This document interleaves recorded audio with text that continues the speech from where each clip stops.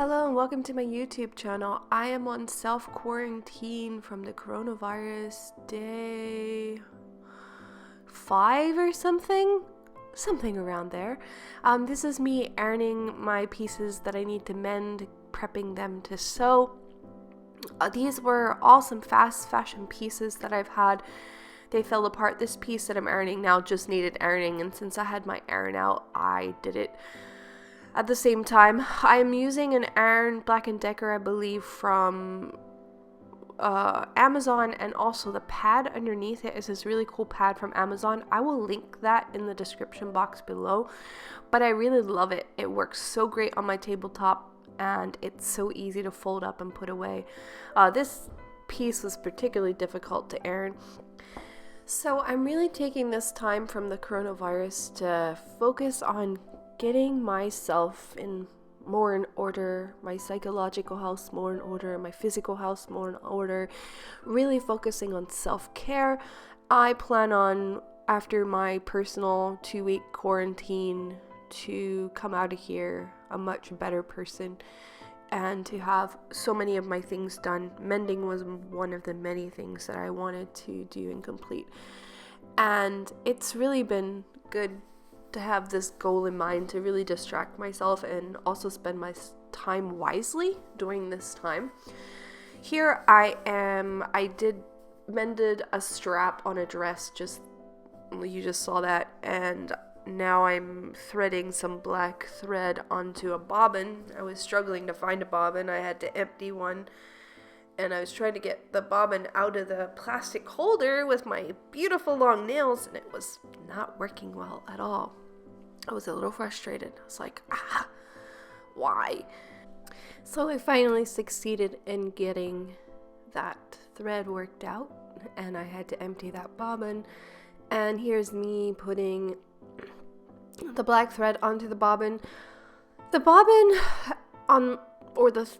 the thing on my sewing machine to fill the bobbin doesn't work correctly. That's why I had to spend a little more time with it.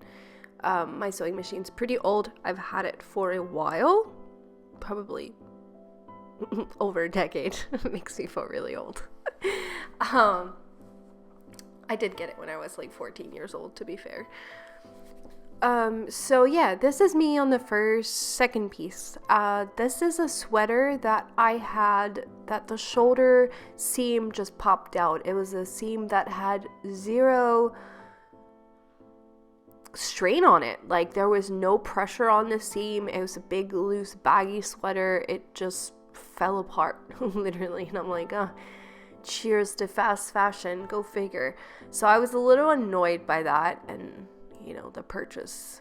And these are definitely some of the last fast fashion pieces I've owned, and I just decided after, I think it's been in the past year or so, that I don't buy anything fast fashion anymore. I get really expensive pieces of clothing, and I really consider what I buy, and I'm really careful with my wardrobe, and I get classical pieces and that kind of stuff, because I'm just over supporting an industry that's so destructive on the environment.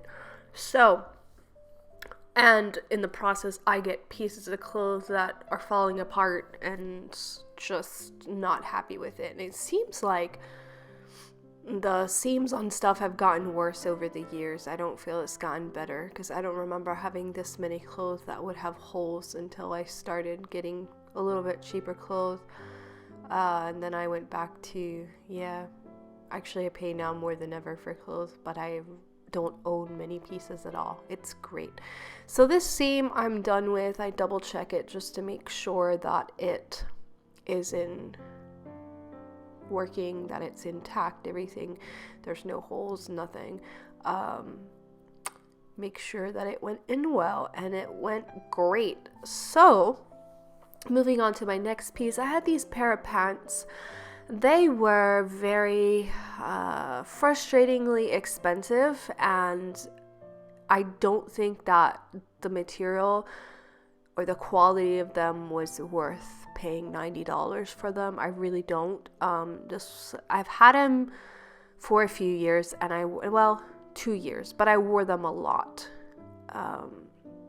But they tore almost after like the 6th wash or something, and in very, very odd places, again in seams and spots that were not. Oh, and let's talk about this. I got my fabric stuck, but that's a long story. But yeah, the seams, they were not on seams at all, and the holes and tears made no logical sense at all. So I was really like frustrated by it. This is in the backside. There's 2 little holes. It looks like maybe I sat on a nail or something and it snagged. And yeah, when I was zigzagging it, I made a very amateur mistake and ended up getting it stuck in there. And when I had to pull it out, it got worse. So you can see that other little white hole where my finger was, and I'm gonna try and close it, but very temporary solutions. I feel these pants are going to get turned into something else after I am done wearing them after a few more washes, because they definitely are not in good shape. And I definitely wore them a lot, but nowhere near $90 worth, in my opinion. I mean, you can buy Lululemon pants for $90 that last for like 6 or 7 years. These like made it like 5 months at the most, and I wasn't even wearing them that much at the time. I usually wear them for around the house kind of loungewear. I'm fixing the second part, which is a tear in the leg, and that's just a normal straight seam that I'm putting in there. I had it all pinned up when I ironed it, and checked the other seams. So I apologize if I sound tired here. I am very determined to get this voiceover done, because I have so much stuff to do, and I'm in the middle of a work day, and I feel a little bit like run down, and I have a mild cold, I believe, but I'm not scared that I have the coronavirus. But it's not fun having a cold during coronavirus season, because it's like, I know it's gonna put my immune system down a little bit, but it's not actually a cold. So let me be really technical here. It is a sinus infection, and I have not had a sinus infection. I don't know if I ever really had like one like this. It's very strange. I'm definitely taking care of it, and it's not uncomfortable. I mean, I'm managing it, but yeah, it's really weird. I can't remember having this much pain in my front sinuses, nor in my temporal lobe sinuses. It's very odd, so frustrating. But I actually had allergies this year, which I have not had for a long time in the spring. But again, I don't freak out about it. I don't medicate myself. I just make my diet more supportive of that, and it's a mild discomfort. It makes me a little more tired than usual, but I still get everything done like I need. I just have to push myself through it. So this was I believe it's called, I'm not sure what this type of clothing is called. It's a big, loose, like shawl-like thing. And it's like scarf-like material, seams that had zero stress on it, because it's not fitted in any way. It's just a square piece of fabric. Both seams came out. I was like, what? After like 5 washes. And the thing is, I paid too much for this piece of clothing.